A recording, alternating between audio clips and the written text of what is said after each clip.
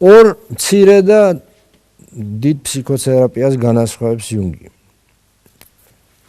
თანამედროვე ენით მხარდამჭერს და დინამიკურს, ღრმას. პირველი გულისხმობს, ესე იგი დინამიკურ, ესე იგი პირველი გულისხმობს, ანუ ღრმა გულისხმობს ხანგრძლივ და ინტენსიურ სამკურნალო ფსიქოთერაპიულ ზემოქმედებას, რომელსაც ქვია ანალიზი. წლების გრძელდება. მცირე ფსიქოთერაპია ნაკლებად ინტენსიურია და ხანმოკლეა, რომლის დროსაც რჩევაც კი არის საკმარისი ეფექტის მისაღებად. იუგი გამოყოფს დიდ ფსიქოთერაპიაში 4 სტადიას. პირველი არის კატარზისის სტადია, როდესაც ხდება განწმენდა, როდესაც არსებობს ორი ტიპის საიდუმლო. ერთი საიდუმლო საკრალურს ხდის თქვენს გრძნობებს. თუ შეყვარებული ადამიანი უყვება მთელ ქალაქს თავის შეყვარების შესახებ, ის კარგავს ამ ძალას. ანუ ეს დადებითი საიდუმლოა. მეორეა საიდუმლო როგორც საწამლავი.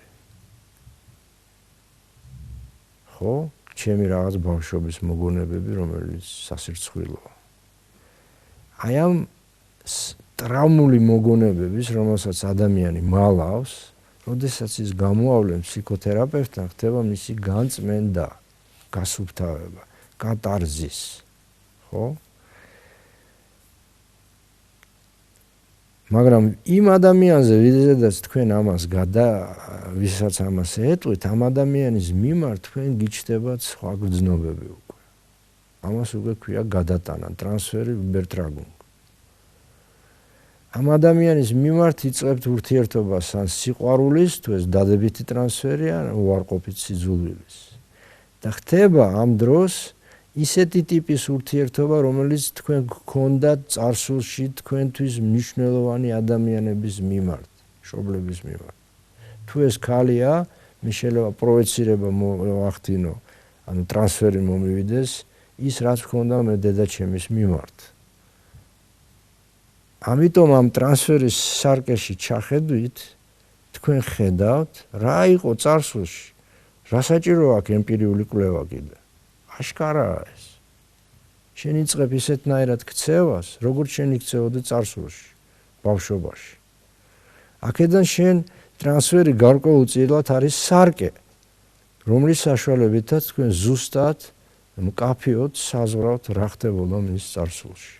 ეს ევიდენტურია იმდენად, რომ პაციენტის გეთანხმება, სწორია ეს. ხო? მაგრამ დაუშვათ ადამიანი მიხვდა, გააცნობიერა ყველაფერი, მაგრამ ეს არ კმარა. ამისთვის არის საჭირო, რასაც ფსიქოანალიზში ეძახიან working through. ანუ გადამუშავება, ანუ რასაც იუნგი ეძახის აზრდის ეტაპს. აქ ფსიქოთერაპია პედაგოგიკასთან არის კავშირში და თქვენ ანუ ახალი ფორმების დასწავლაში, ადეკვატური ფორმების დასწავლაში, ქცევის ახალი ფორმების შეძენაში და დასწავლაში. და ბოლო არის ტრანსფორმაციის ეტაპი, რომლის დროსაც პაციენტი და ანალიტიკოსი ისეთ ურთიერთობებში არიან, რომლის დროსაც ხდება არა მარტო პაციენტის გარდაქმნა, არამედ თვითონ ანალიტიკოსის გარდაქმნა. ამიტომ ვინც მომავალი ფსიქოთერაპევტები ხართ, თქვენ არ გქონდეთ ილუზიათ, რომ თქვენ შველით მარტო პაციენტს. ეს ურთიერთშველის, ურთიერთაღზრდის, ურთიერთსარგებლობის პროცესია. და რაშიც პლუს კიდევ ფულს იღებთ. მეტი რა გინდათ? ახლა იუნგის მიერ ფსიქოთერაპიის პროცესში იქნა შემუშავდა ამპლიფიკაციის მეთოდი. რას ნიშნავს ამპლიფიკაციის მეთოდი? როდესაც შენ რაღაც მასალას, რაღაც სიმბოლოს უტრიალებ. სწავლობ სხვადასხვა მიმართ, განსხვავებით თავისუფალი ასოციაციებისგან, რომლის დროსაც ხდება, რაც მოგივა თავში და შეიძლება ძალიან შორს წახვიდე. მაგალითად თუ მტრედი დაგესწრა, მტრედი ჩემი მეზობელი, რომელსაც მტრედები ჰქონდა, შემდეგ ეს ჭუჭყი, ჩემო მეზობელს მე სათავისუფალი ასოციაციაში ამპლიფიკაციის დროს მე უტრიალებ მარტო მტრედს. რა კავშირი ჰქონდა შენ მტრედთან და ესე ანუ ხატი მიმულია. თავისუფალი ასოციაციები მიმულია, ფიქსირებულია ხატზე და უტრიალებს მას და ამით შიფრავს. საერთოდ იცოდეთ რომ რაღაცა როდესაც გაუგებარია უტრიალეთ მას. მორენო ამას რას აკეთებს? წრეზე ატარებინებ და პაციენტს ფსიქოდრამის დროს. მოკიდებდა ხელს, მოდი და დადიოდნენ წრეზე რამდენიმე და ბოლოს მოვიდოდა თავში. ამას ის აკეთებდა სივრცეშიც. ამპლიფიკაცია არის შეიძლება ამპლიფიკაციის დროს ეს ანალიტიკური მეთოდია, რომდრისაც სიზმრის ხატი ან მოტივი უფრო ფართო, მკაფიო და საზრისის მქონე კონტექსტს იძენს მითოლოგიიდან, ზღაპრიდან, ფოლკლორიდან და რელიგიიდან. მსგავს ხატთან თუ მოტივთან მისი შედარებით. ანუ როდესაც შენ ამბობ, რომ შენს ამბავი მარტო მე კი არ მომსვლია, მარტო მე კი არ ვარ ამ ამბიზე არამედ ეს აღწერილია, მაშინ ფართოვდება შენი ის. შენ უნივერსალობაში გადიხარ, შენ არ იკეტები შენს პირად ჯურგმულში, რომ ეს მარტო მე დამემართა. არა, ეს მოსვლია კაცობრიობაში ყველას. აღწერილიც არის, ხო?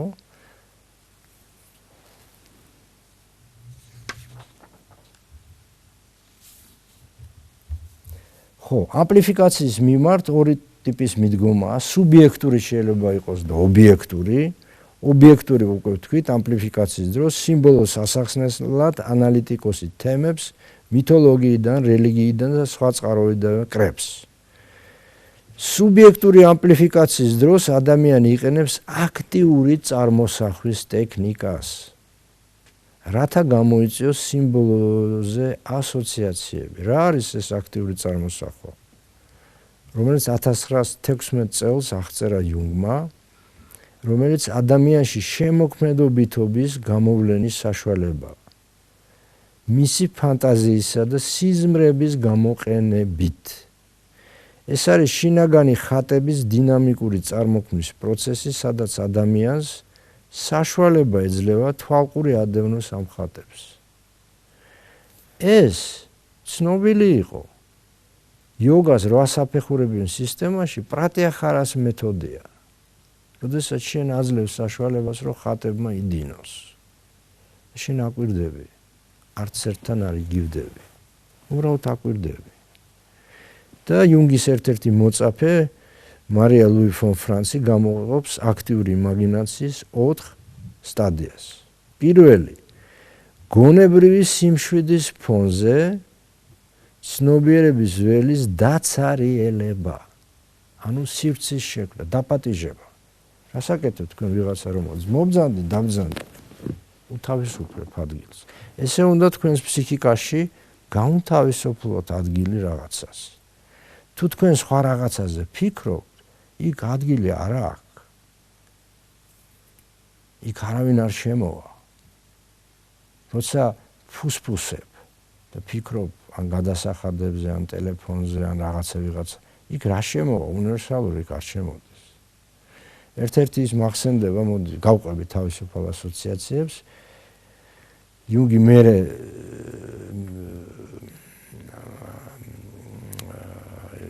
მეგობრობდა ერთ-ერთ სინოლოგთან, აკადემიკოსთან, რომელიც ჩინური კულტურით იყო გატაცებული და ერთხელ სხვათა შორის იუნგის ინსტიტუტი ჩინეთში, შანხაიში ქვია გულის ინსტიტუტი.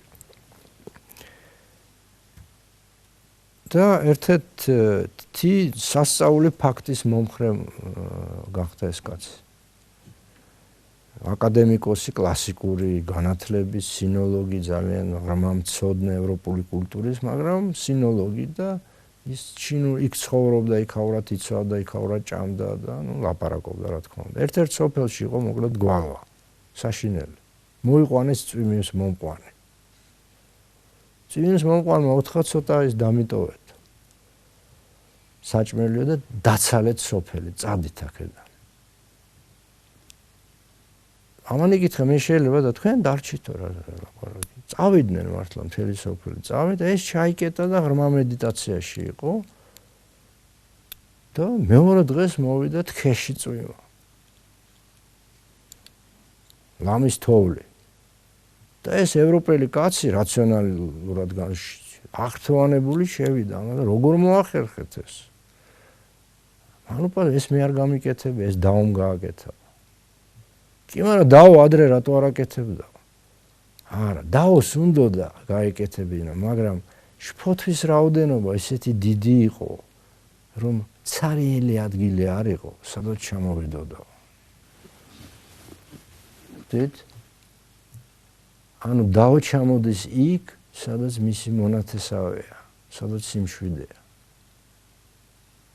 აი ასოციაციას რო გავყევი, და ანუ თქვენ რასაკეთებთ ამ სტადიაზე, პირველ სტადიაზე, თქვენ უნთავისუფლებ, შვიდდებით, რომ შემოვიდეს რაღაც მასალა. ხო? მეორე, ცნობიერების ველში ხატების შემოშვება. გაგდება კი არა, ვაიმე რა არ მინდა ამაზე ფიქრი, ხო? და აი ამ გადაჭარბებული არც ერთ ხატთან რომელიც შემოდის მასზე ფიქსირება არ უნდა მოხდეს, ანუ შეჩერება. კონცენტრაციის გარეშე უნდა მოხდეს ეს. და ან ხატების ისეთი დინების მიღწევა, რომლის დროსაც დამკვირვებელი მათზე ყურადღებას არ ამახვილებს. მესამე, ხატით გამოწვეული განცდების აღნუსხვა წერილობით ან ხატოვანი ფორმით. და მეოთხე, ამ განცდებიდან მომდინარე ინფორმაციის ანალიზი. იუნგის ფსიქოანალიზი ისახავს შემდეგ ამოცანებს. ეტაპობრივად, პირველ რიგში პაციენტების რეალობისკენ დაბრუნება, პირველი ეტაპია, მისი აქტუალური სიტუაციის გაცნობიერების გზით, შემდეგ მიმართული აჩრდილის გაცნობიერებაზე, მომდევნო ეტაპზე ანიმის და ანიმუსის, გამოწვეული პრობლემების ანალიზი და ბოლოს დედის და ბრძენკაცის არქეტიპის ანალიზის და სელფისთან კავშირი. ეს არის იუნგის ანალიზის ამოცანები. იუნგი თვლის, რომ ადამიანი აუცილებლად უნდა აცნობიერებდეს არქეტიპთა სამყაროს. მიუხედავად იმისა, ესმის თუ არა მათი შინაარსი. რადგან მაშინ ის,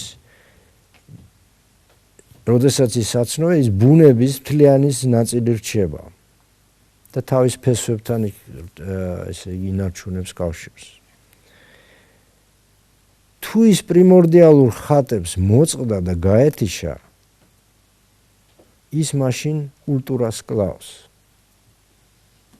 და ექცევა ციხეში, საპრობილეში, საჯინიბოში, ამ ბოსელში, რომელიც შეიძლება იყოს ან კომფორტული, ევრორემონტი კონდეს, ან ცუდი. თუ არა კავშირი აი ხასუსავს არქეტიპულ სამყაროსთან, უნივერსალურ სამყაროს, რასაც ბერძენი კოსმოსს ეძახდა, ხო, მაშინ ის ექცევა პირადი ცხოვრების ჯურგმულში.